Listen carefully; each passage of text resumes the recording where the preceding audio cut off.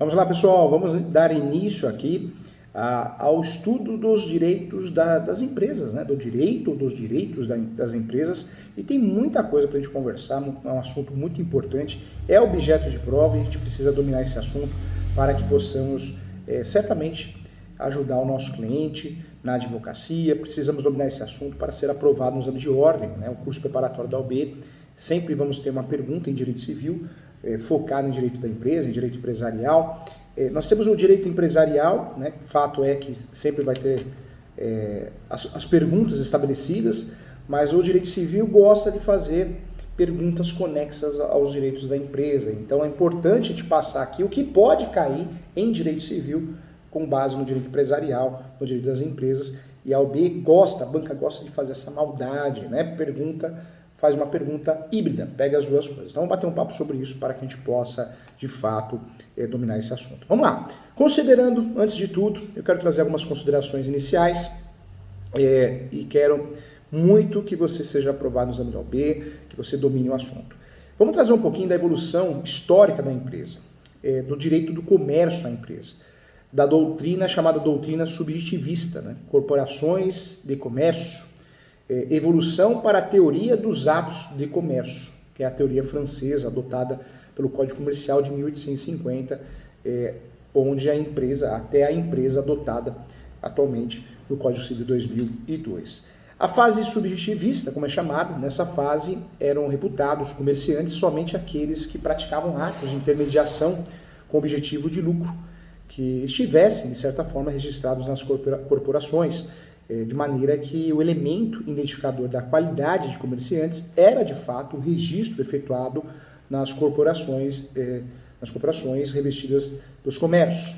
Na fase objetivista, a lei regulamentou quais seriam os atos reputados de comércio, como no caso das empresas de produto, bancos, comércios em geral, ou casas de espetáculos, teatros, sendo assim aquela que praticasse tais atos de forma subjetiva, né, era considerado comércio, então era uma atividade comercial. Então olha as fases. Aí na terceira fase, que é a fase da teoria da empresa, nós podemos dizer que é o que mais se parece hoje, é conceituado pelo próprio código, então ficou mais evidente, mais fácil, mais didático, e aí podemos chamar da teoria da empresa.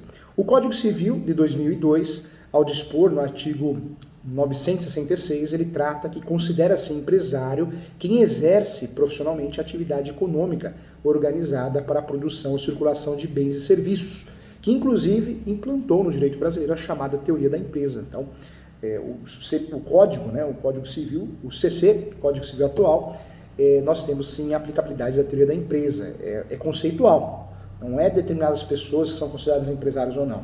Dentro desse conceito, se cabe esse conceito, se vincula esse conceito, pode ser chamado de empresário. Esse sistema é dominante no sistema também italiano, fora da Itália, com o advento do Código Civil italiano de 1942, que adotou também tal teoria. Em relação à empresa, a empresa é a atividade econômica, profissional e organizada. Mas diz que a prova da OAB, a banca adora isso. O que é empresa? O que é empresário? Que exerce a atividade econômica profissional e organizada para a produção de bens e serviços. A prova da OAB adora fazer perguntas diferentes nesse sentido. Atividade econômica, profissional, organizada para a produção de bens e serviços. O Código Civil adota o caráter funcional para compreender que a empresa é a própria atividade exercida, seja a produção ou comércio de bens e serviços. Então, produção ou comércio é atividade empresarial, tá? Atividade exercida pode ser comercial ou de produção, é atividade empresarial. Guarde essas 6 palavras mágicas, hein? Atividade econômica, profissional e organizada. A organização da empresa, né? A organização nada mais é do que, de fato, a empresa faz. Ela é especialista em alguma coisa. E para aplicar o seu capital, inclusive na aquisição de insumos, ela pode fazer uma boa direção de trabalhadores e criar uma tecnologia para realizar uma boa entrega de bens e serviços aos seus chamados destinatários, tá? A atividade profissional, podemos classificar que acho que o melhor exemplo que podemos trazer é um ato de pessoalidade, habitualidade, é constante, não é uma vez ou outra, né? O empresário exerce com habitualidade, pessoalidade. A pessoalidade nada mais é que, de fato, a assunção de responsabilidade pela atividade praticada, e a habitualidade nada mais é facilmente explicada pela frequência na atividade, no dia a dia daquele ramo, daquele determinado ramo. Então, também tranquilo. A busca do lucro, só dá para falar empresário, quando o empresária, busca o lucro, né? Então, é uma atividade que visa sempre, é o escopo, é a finalidade, o lucro por intermédio da produção ou comercialização. Então, atividade empresarial ou é produção ou é comercialização. Nós temos o gênero das espécies. Eu posso ser empresário de produção ou comercialização de bens ou serviços, tá? Bens ou serviços. Então, nós temos aí no topo dessa cadeia gênero e as espécies. É sempre importante lembrar também, gente, que basta o objeto de lucrar e não necessariamente o lucro propriamente dito, tá? Caso contrário, todas as empresas precisariam ser positivas para que fossem consideradas empresas. Então, a empresa tem o objetivo de lucrar, mas mesmo que ela não lucre, ela é considerada uma empresa, tá? Então, a OAB gosta desse tipo de pegadinha, hein?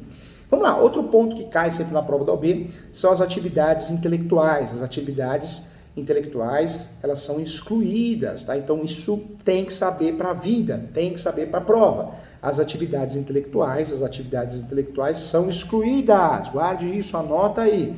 As atividades intelectuais são excluídas, pois tais atividades não têm um elemento da organização como um fator de grande relevância.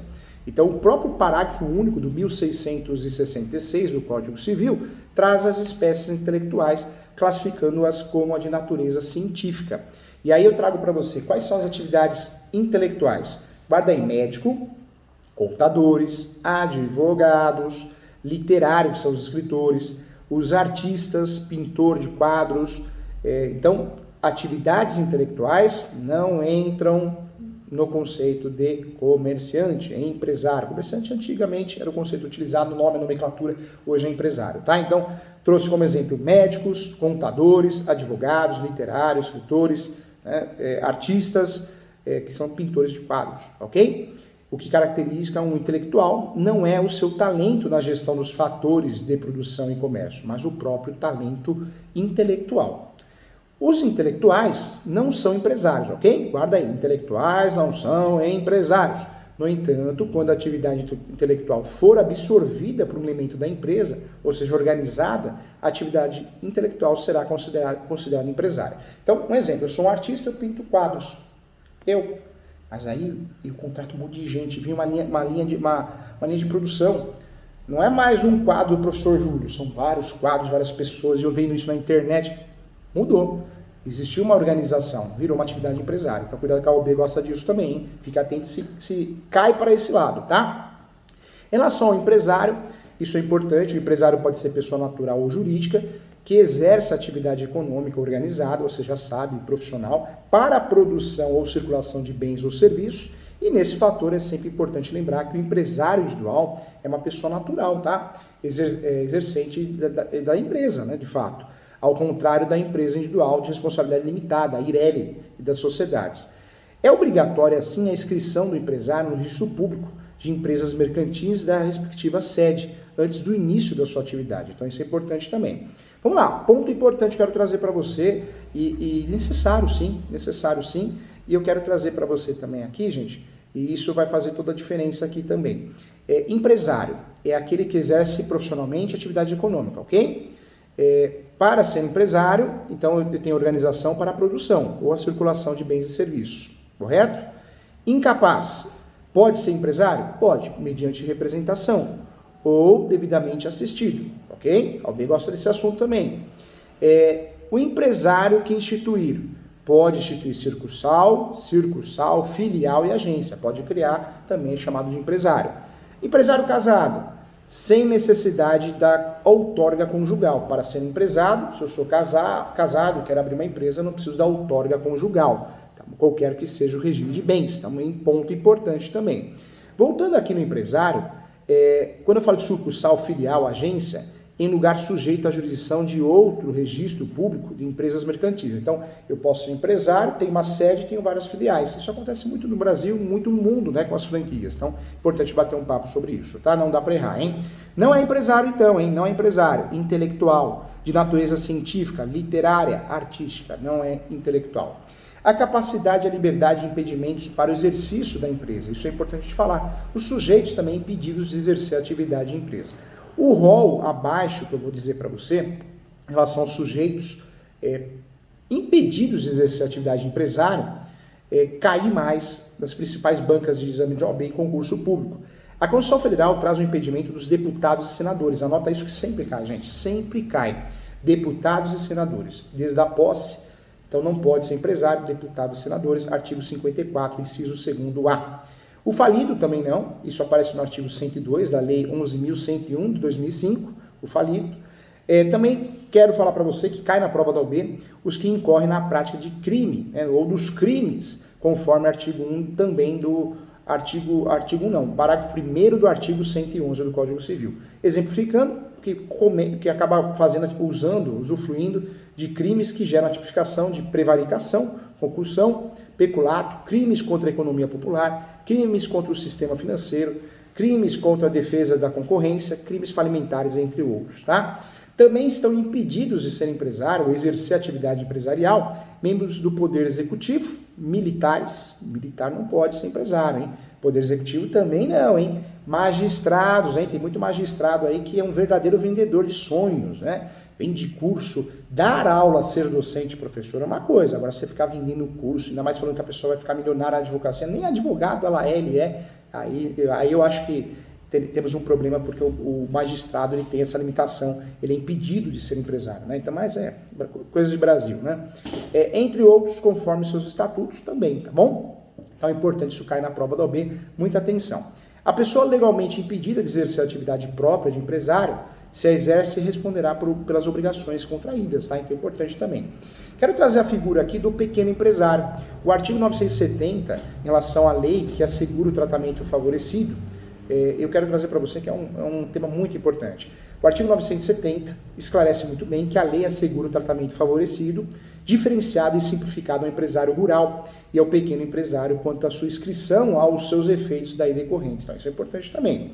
A lei complementar, que é a 123, não dá para errar, né? 123 de 2006, compreende também com microempresários todos os empresários individuais, EIRELIs, e também sociedades limitadas que movimentem, de acordo com a sua receita bruta anual, um valor não superior a 360 mil. Lembrando que podemos ter devidas alterações aí, mas é dentro dessa regra, tá? Os que requeiram tratamento perante o órgão competente. Empresário casado, já tinha falado, mas volto nesse assunto porque cai na prova da OAB, não está autorizado que os cônjuges sejam sócios, caso o regime adotado seja de comunhão universal de bens. Você sabe muito bem que nós temos 4 regimes de casamento: união universal de bens, une tudo, o que eu já tinha, o que eu vou ter, o que eu posso ter. Separação final, nos aquestos, é um verdadeiro contrato, tudo pode acontecer ali. Eu faço um contrato, alguns bens vão comunicar com meu marido, com a minha esposa. Tem o casamento automático atualmente, né, o regime de casamento automático, que é o parcial de bens, tudo após a consciência de casamento dos dois. E existe a separação total, que eu já tinha falado também em outras aulas. Separação total de bens é o regime que nada vai misturar, nada se mistura, né? Então é importante também. A sociedade, de fato, existe uma discussão muito grande, mas está muito bem pacificado, isso cai na prova da OAB. Não está autorizado que os cônjuges sejam sócios, caso o regime adotado seja de comunhão universal de bens, tá bom? A sociedade deve nascer da união de capital e não na união de casamento, tá bom? Por isso, esse é o grande fundamento. O empresário casado pode, sem a chamada necessidade, a outorga conjugal, o chore, o nome que você quiser usar, o empresário casado pode, sem a necessidade de outorga conjugal, qualquer que seja o regime de bens, alienar os imóveis que integram o patrimônio da empresa ou gravá-los de ônus real, tá bom? Estão impedidos os cônjuges que estejam casados, também do regime de separação obrigatória de bens, de constituir sociedade, importante isso, também cai na prova da OAB. O empresário regularmente inscrito pode alienar ou gravar de ônus real o imóvel incorporado à empresa. E o empresário deve arquivar e averbar também do registro público em empresas mercantis os pactos e declarações antinupciais do empresário, que nada mais são do que as escolhas que os noivos eventualmente façam acerca do casamento, tá? Para que haja a separação do empresário declarado por sentença ou mesmo por um ato de conciliação, qualquer uma dessas hipóteses não terão nenhum valor em relação a terceiros, a não ser que estejam devidamente arquivados no registro público de empresas mercantis, pois o ato registral torna o ato formalmente público e qualquer pessoa pode ter acesso a uma simples pesquisa no órgão competente, tá bom? O exercício da atividade rural, eu queria trazer para você também, que pode ser objeto da prova também, o exercício da atividade empresarial poderá requerer a sua inscrição no registro público de empresas mercantis, da respectiva sede, caso em que depois de escrito ficará equiparado para todos os efeitos legais de qualquer natureza, o empresário sujeito ao registro. Tá? Em regra, aquele que exerce atividade econômica rural não está sujeito ao regime jurídico empresarial, salvo se expressamente fizer e mediante a junta comercial onde se registram os empresários. A mesma regra se aplica para o exercitante da atividade rural no mesmo modo societário. Vamos entrar em outro assunto importante, não dá para deixar, não dá para abrir mão, que é o nome empresarial. O nome empresarial é a identificação do próprio empresário ou da sociedade empresária em seu ato constitutivo. Enquanto o nome que segue, de fato, representado na fachada da empresa, né, seja a empresa que for, que é o que chamamos, né, de título de estabelecimento, o nome do estabelecimento comercial, eu quero trazer para você assuntos importantes da vida e da prova da OAB, que cai na prova da OAB. Existem duas espécies de nome empresarial, você tem que saber isso, é obrigação, tem que saber, vamos lá, duas espécies de nome empresarial. A primeira, firma, representada pelo nome ou parte do nome pessoal do seu titular, que geralmente acompanha as espécies em que temos a responsabilidade pessoal do titular. Também, no segundo momento, podemos dizer que a denominação representa por uma abstração, acompanhar a atividade e o tipo empresarial, que é utilizado apenas para espécies empresariais de responsabilidade limitada. O artigo 1155 esclarece muito bem do Código. O nome empresarial engloba também a identificação das sociedades, né? Simples, associações, fundações, que muito embora não possam ser consideradas empresárias, possuem um nome e o legislador resolveu fazer sim uma equiparação ao que entendemos de denominação. O nome empresarial, gente, guarde isso que é importante, não pode ser alienado, porém, havendo permissão contratual, é possível sim o adquirente utilizar o nome do alienante precedido do seu próprio interesse, tá? Então, aí tudo bem. Em relação ao registro empresarial, é obrigatório sim para a regularização da empresa. O registro público das empresas mercantis, nós temos o Departamento Nacional de Registros Empresariais e Integração, que é o órgão de pesquisa. Lembrando que também temos o registro da marca e patente, isso é importante lembrar também. Fica para um outro momento, mas também é importante, você está registrando o símbolo, o logo, isso também faz a diferença.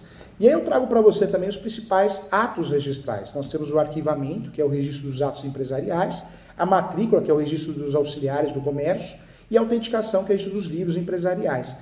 Em relação aos princípios empresariais, lembrando que nós temos aí exercer atividade organizada, né, de produção, não é isso? Ou comércio. Então, importante aqui. Quais são as principais consequências das irregularidades registrais? A OAB já perguntou isso, pode perguntar de novo, hein? Não poderá se inscrever no CNPJ ou matricular-se junto ao INSS, não poderá autenticar os livros empresariais, não poderá participar de licitações e não poderá pedir falência de terceiros ou usufruir o benefício da recuperação judicial, uma vez que não é empresário. Vamos lá. Tipo empresarial. Nós temos empresário individual, EIRELI, sociedades em comum em conta de participação, sociedades simples, ou ainda sociedade corporativa, sociedade em nome coletivo, sociedade em comandita simples, sociedade limitada, sociedade anônima e sociedade comandita por ações. Tá? Então, importante bater um papo sobre isso. Em relação ao órgão registral, sociedade empresário individual EIRELI, empresário individual EIRELI, junta estadual. As juntas são estaduais, hein? Junta comercial, junta estadual. Sociedades em comum em conta de participação. Não tem órgão registral.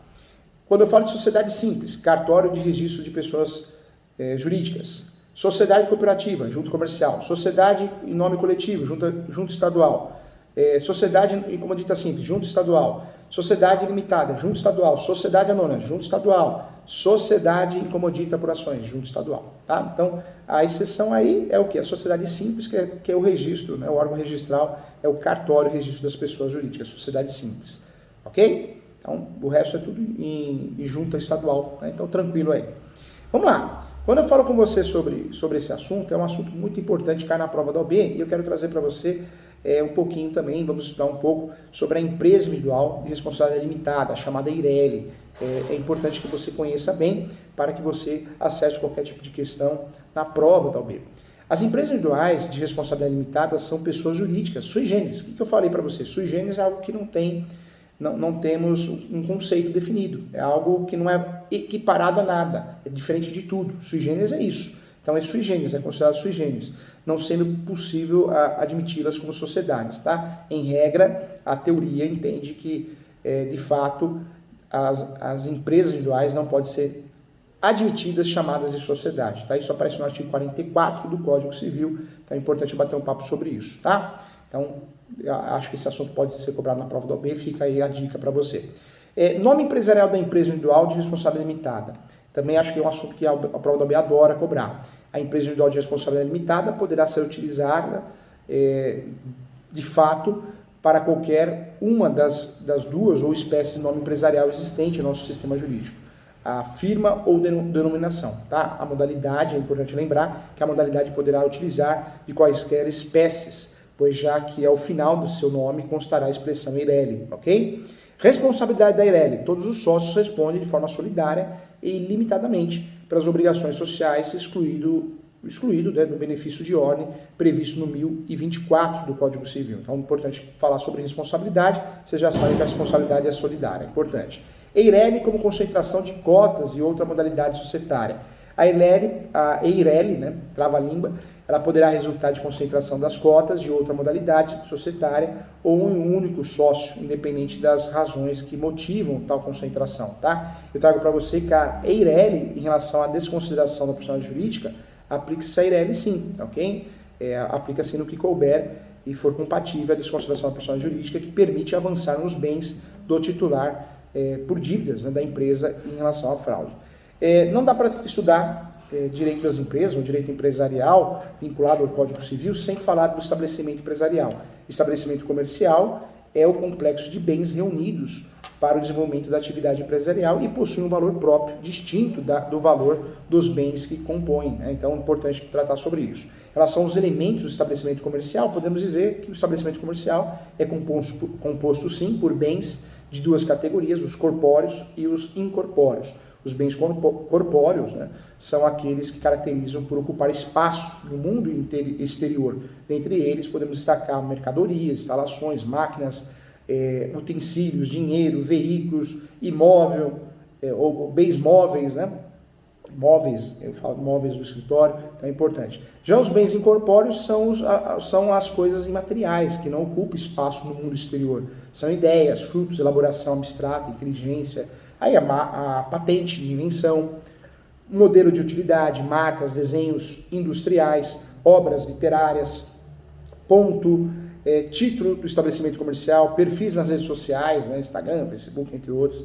E vale lembrar, né, uma observação importante, que se deve fazer ao fato de que o nome empresarial integra o estabelecimento, mas não pode ser alienado, pois é personalíssimo, tá? Então é importante também. Trago para você atributos. Em relação à capacidade de obtenção de lucros, por meio de tais qualidades e atributos, tem valor agregado no estabelecimento. Você compra o estabelecimento comercial, o ponto comercial, porque tem valor agregado. Essa venda, né, passa-se o ponto comercial, é chamada de trespasse. Trespasse significa alienação do estabelecimento empresarial, titularizado como empresário, tá? Então, trespasse, ok? Importante bater um papo sobre isso. Em relação a débitos anteriores à transferência, o adquirente será o novo responsável, ele comprou o açougue, o mercadinho, pelo pagamento combinado, contudo, o devedor anterior, aquele que vendeu a empresa, o comércio, o açougue, o mercado, seja o que for, será responsável de forma solidária, sim, se estes débitos estiverem regularmente contabilizados, contudo, haverá duas regras a serem obedecidas. Primeiro, o devedor primitivo ficará solidário por 1 ano, contado os débitos já vencidos ou da publicação. Em relação ao devedor primitivo, ficará a obrigação solidária ainda por 1 ano, contados da data do vencimento. Isso é importante tratar também, tá bom? Em relação à responsabilidade dos contratantes, solidária.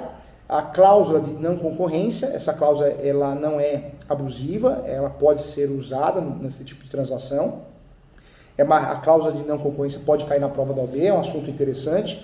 É a regra no sentido de proibir o alienante do estabelecimento comercial de concorrer com o adquirente antes de decorridos 5 anos da operação de trespasse. Então, eu vendo para você um açougue, mas eu não posso abrir um açougue durante 5 anos. Se assim eu fizer, posso sofrer uma ação de perdas e danos e vou perder. Tá? Então, essa cláusula é válida, assim, a chamada cláusula de não concorrência. Trago para você a responsabilidade em relação aos créditos tributários e trabalhistas. Em relação aos créditos tributários, a responsabilidade será integral do adquirente, caso o alienante cesse as suas atividades ou retorne às suas atividades apenas após 6 meses. Em relação aos créditos trabalhistas, a consolidação das leis trabalhistas, né, do trabalho, é no sentido que a alienação do estabelecimento não afeta os contratos dos empregados e regula a matéria em seu artigo, inclusive o 448 da CLT. 448 do Código. A mudança, o Código esclarece, o artigo, que a mudança na propriedade na estrutura jurídica da empresa não afeta os contratos de trabalho dos respectivos empregadores. Isso é para ter uma proteção, né? Só que nós tivemos muita discussão sobre esse assunto. A responsabilidade pelas dívidas trabalhistas ela será excluída ao empregador apenas apenas haverá solidariedade em caso de fraude, né? Esse é o entendimento. Tivemos até um julgamento de uma ação direta de inconstitucionalidade, que é a 3934 de 2009, faz tempo já. O Supremo Tribunal Federal entendeu que, havendo alienação do estabelecimento e recuperação judicial, o adquirente não responde por qualquer dívidas, né, inclusive as trabalhistas. Então, ponto importante pode cair na nossa prova também. Em relação à transferência dos créditos, a alienação do estabelecimento não provoca apenas a transferência das dívidas, mas também a transferência dos créditos, isso logo a partir do primeiro momento da publicação do Diário Oficial de Justiça. Existe a figura ainda dos prepostos gerentes, contabilistas, né? Então vamos explicar que a prova da OAB adora esse assunto, eu quero explicar para você. Pode-se definir, sim, preposto como sendo aquele que representa o titular, dirige um serviço, um negócio, pratica um ato, por delegação da pessoa competente, que é o chamado prominente, né? Então, é fato. Se a preposição envolve a negociação ou a prática de qualquer atividade que venha a concorrer com o preponente, né?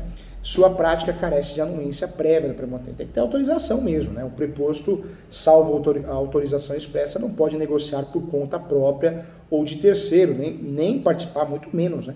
Participar, embora indiretamente, de operação do mesmo gênero que não lhe foi cometida, sob pena de responder por perdas e danos e serem retidos pelo preponente, né? Trava-língua, os lucros da operação. Isso é fato, já está muito bem justificado isso. Deixa eu trazer aqui a figura do preposto gerente. Considera-se gerente o preposto permanente no exercício da empresa e não havendo disposição legal exigindo poderes especiais. Em princípio, considera-se o gerente autorizado a praticar atos necessários ao exercício dos poderes que lhe forem outorgados, tá? Então isso é importante também.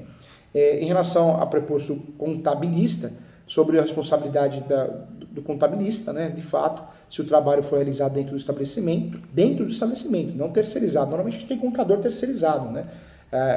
Então, se for dentro do estabelecimento, é funcionário. Se forem realizadas de forma adequada, o preponente ou o empresário é responsável pelos atos dos prepostos, né? Ainda que não autorizados por escrito, tá? Então, importante também.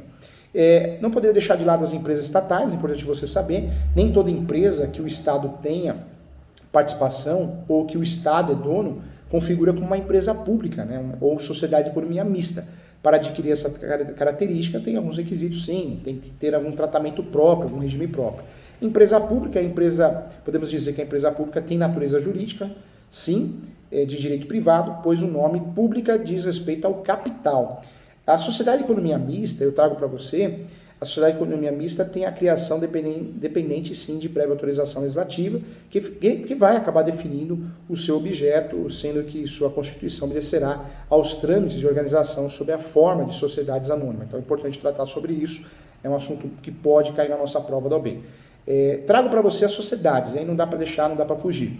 Quais são os conceitos, ou melhor, o conceito mais utilizado, mais didático de sociedade? Eu vou trazer para você, é o conceito que aparece no artigo 981 do Código Civil, celebram um contrato de sociedade as pessoas que reciprocadamente se obrigam, né, a contribuir com seus bens ou serviços para o exercício da atividade econômica e a partilha entre si dos seus devidos resultados. A sociedade, em sentido amplo, podemos considerar, sim, eu acho que fica muito claro isso, como uma reunião de indivíduos, nações, povos, entre outros, né? A sociedade é isso, uma união. A sociedade, em sentido estrito, será um grupo de pessoas que têm a mesma finalidade, a mesma busca. Então, ponto é esse. Nós temos dentro do direito das empresas a classificação das sociedades. Eu trago para você o Código Civil, que possibilita a criação das sociedades descritas no artigo 986 e 996, as chamadas denominadas sociedades não personificadas, Conforme o caso da sociedade em comum e a sociedade em conta e participação, esta última não está, não vem caindo na prova da OAB, mas é importante saber também, tá? A sociedade de propósito específico, também queria falar com você, trata-se de uma sociedade com propósito determinado, geralmente com a ideia de isolar o risco financeiro. Isso aparece lá no 981 do Código Civil. Requisitos genéricos da sociedade. Eu vou dizer primeiro os requisitos de validade, acho que fica mais didático. A gente tem que ser capaz, agente capaz, ok? O sócio deve ser capaz, seja pela maioridade, 18 anos, ou pela emancipação, nas hipóteses do artigo 5º do Código Civil. Isso é importante, tá? O menor sócio, o código é omisso nesse tema, porém existe o entendimento da falta de aceitação, a inadmissível, né? Vamos dizer que é inadmissível, existe a discussão, dependendo da idade do menor, ele poderia, dos 16 aos 18, poderia ser assistido.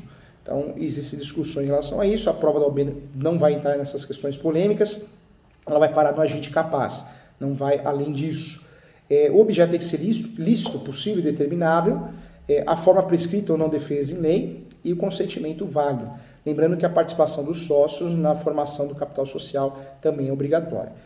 A empresa adquire personalidade jurídica, a aquisição da personalidade jurídica ocorre com a inscrição do ato constitutivo, que é o contrato social, o estatuto social, no órgão competente, que é o que aparece no artigo 45 e também no artigo 985 do Código Civil. Antes do registro não há personalidade jurídica à empresa, então também é um ponto importante. Efeitos da personalidade jurídica de uma empresa. A titularidade de direitos e deveres decorrentes da personalidade jurídica confere sim à sociedade os seguintes efeitos à sociedade empresarial. É capaz para o exercício de direitos e para contrair obrigações, empréstimos, um exemplo, figurar no polo ativo e passivo em relação à jurídica, ações, eu posso ser autor ou réu, por isso nós fazemos ações no nome da empresa, ou a empresa é ré na ação. Tem domicílio próprio, denominado sede social, então é importante, que é distinto do domicílio do sócio, e também tem patrimônio próprio, então é importante falar sobre isso também. Do contrato de sociedade, o contrato de sociedade tem o condão de formalizar essa união e as vontades, né? Os elementos específicos do contrato social, sim, nós temos que ter cláusulas e separar todos os temas desse contrato, né?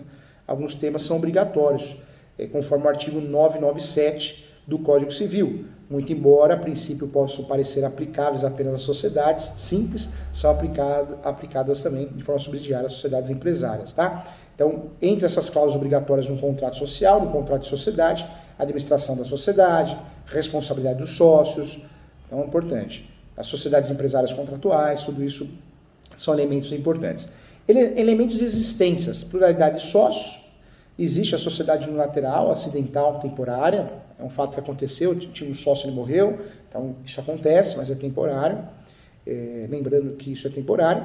A subsidiária integral, né, que é a sociedade controlada por outra, denominada holding, a sociedade individual de advogado, que aí é tratada no Estatuto do Advogado, e a sociedade limitada unipessoal, artigo 1052, inclusive objeto de uma medida provisória, né, então também é importante falar sobre isso. Legal, são os assuntos que podem cair. Eu quero passar também aqui pelas sociedades empresárias e sociedades.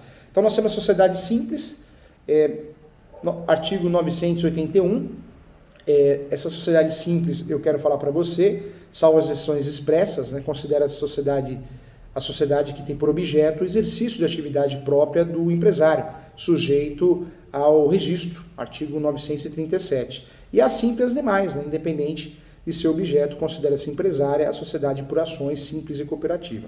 Sociedade em comum é a sociedade que é sinônimo de irregularidade, então, quando nós falamos sociedade em comum, é sinônimo de irregularidade.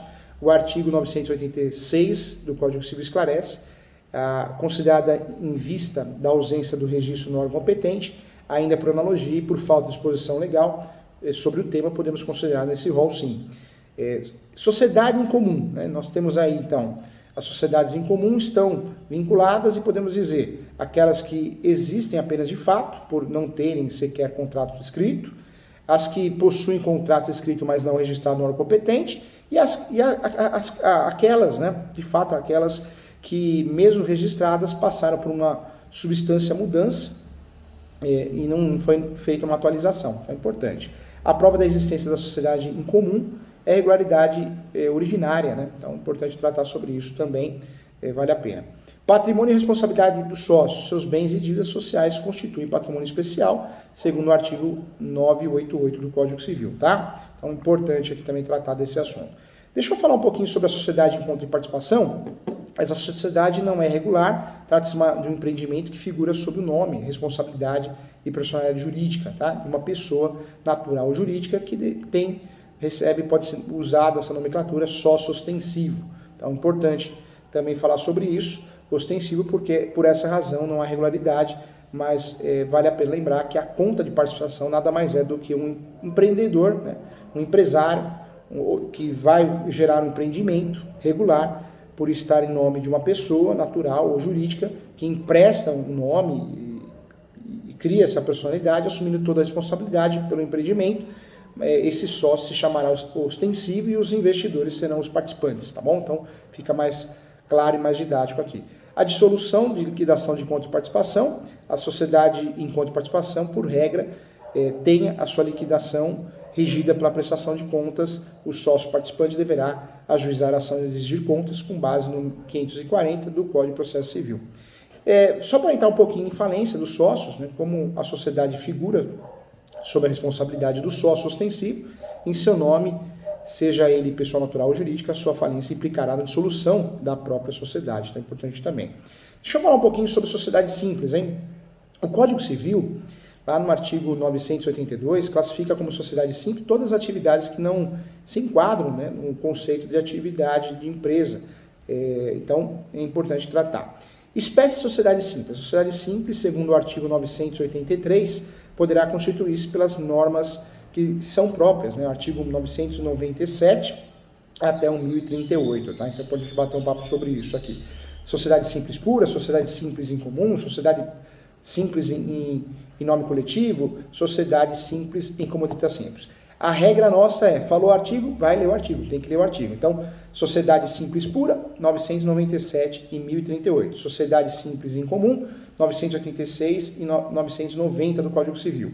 Sociedade simples em nome coletivo, 1039 do Código Civil. Sociedade simples em comodita simples, estou falando do 1045 e 1051. Sociedade simples limitada, artigo 1052 e 1087 do Código Civil. E sociedade cooperativa, 1093 e 1096. A 1096 do Código Civil, mas tem a lei também 5.764/71, tá bom? Então é importante. Em relação à constituição da sociedade simples, responsabilidade dos sócios, nós já falamos aqui, a responsabilidade dos sócios da sociedade sempre será equivalente ao tipo de escolhido, né? Caso estejamos diante de uma situação simples, regular. Então é importante bater um papo sobre isso, para que fique muito claro e a gente possa ter sucesso aí nas nossas demandas, tá bom? Legal. Quero falar para você também em relação à dissolução de sociedade, tá? É o processo de extinção da sociedade. Aí eu trago para você as causas de dissolução total da sociedade. Prazo de duração, falência da sociedade, consenso mútuo ou maioria absoluta da sociedade por prazo indeterminado, unipessoal acidental, exaurimento do fim social. Então tudo isso gera a dissolução da sociedade total. Em relação às causas de dissolução parcial, também acontece, existem, né?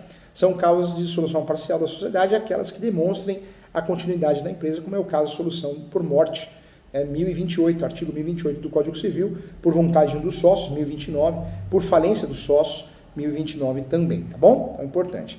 Em relação às sociedades limitadas, na sociedade limitada, a responsabilidade de cada sócio é restrita pelo valor às suas cotas, mas todos respondem solidariamente pelo fato de integração do capital social. Em razão às sociedades limitadas, adotam subsidiariamente as regras da sociedade simples e a escolha pelas sociedades por ações para sanar qualquer omissão sobre as regras de solução, né? Então é importante tratar sobre isso também. Cota, cessão e penhora. As sociedades limitadas são constituídas por cotas, né? De maneira que ao constituírem para o capital social, os sócios também transferem dinheiro ou bens à sociedade, adquirindo em contrapartida cotas ou participação que perfaz a divisão do seu capital social. Então é importante falar sobre isso também, para que você fique craque no assunto. Em relação ainda às sociedades limitadas, vontade das partes, ela é baseada sempre com foco na vontade das partes, e é isso que faz com que a gente acabe guardando essas informações, tá? Então, é importante. Vamos lá, alguns pontos também que sempre pode ser que caia na prova da OAB, eu quero trazer para você pontos importantes. Direitos dos sócios. Os sócios ainda têm direito à fiscalização ampla dos negócios da sociedade e da própria administração, tá? Então, é importante. Em relação à responsabilidade do sócio, a responsabilidade de cada sócio nesse tipo de sociedade é restrita ao valor das cotas, nós falamos sobre isso. Vamos lá, sociedades anônimas. As sociedades anônimas, ou sociedades por ações, existem nas seguintes espécies, anônima e por comandita por ações. Ambas estão registradas, estabelecidas na Lei 6.404, de 76, gente. A companhia ou sociedade anônima terá o capital dividido em ações e a responsabilidade dos sócios ou acionistas será limitada ao preço de emissão das ações subscritas ou adquiridas. Tá? Então é importante também trabalhar nesse assunto, é um assunto muito pertinente. A extinção vai se dar acordo entre os acionistas, cisão da total, por existência apenas de um acionista, ou anulação dos atos constitutivos também, ou da Constituição, o nome que é utilizado também. Tá? Então isso é importante também. Legal. Então, acho que você agora passamos pelos direitos das empresas, e isso é fundamental para que você consiga ter sucesso na prova da OAB. É direito empresarial, mas a prova da OAB sempre cobra falência, ela gosta desse tema, então tem que saber o que é, né, importante. Nós temos as transformações societárias e várias espécies de transformações societárias, incorporações, fusões, cisões, e isso é importante. Incorporação societária é quando uma ou mais sociedades são absorvidas por outra. Então, isso aparece no artigo 227 da Lei 6.404. Existe uma união, fusão, né? É absorvida, então é importante. Isso pode ser que caia, você tem que ter noção do que é. A fusão é a operação pela qual unem duas empresas. Diz a lei do Itaú, né? Itaú Unibanco, foi uma fusão. Muitos dizem que o Itaú acabou comprando, né? O Unibanco, mas no papel ficou uma fusão, uma união, tanto é que ficou Itaú Unibanco, né? O nome ficou assim. Então, fusão, duas empresas se unem, então, termo que você precisa saber. A cisão é a operação pela qual a companhia transfere parcelas do seu patrimônio para uma outra empresa, isso é chamado de cisão, ok? Em relação à falência, cai sempre na prova da OAB, é a Lei 11.101 de 2005, a lei de recuperação e falência é aplicável basicamente aos empresários e às sociedades empresárias, excluídas em absoluto as sociedades simples, pois não são empresários, não são consideradas empresárias, as empresas públicas e as sociedades de economia mista, as cooperativas de crédito também, consórcios, entidades de previdência, previdência privada, né? E outras entidades legalmente equiparadas também, tá? Guarde isso que é importante.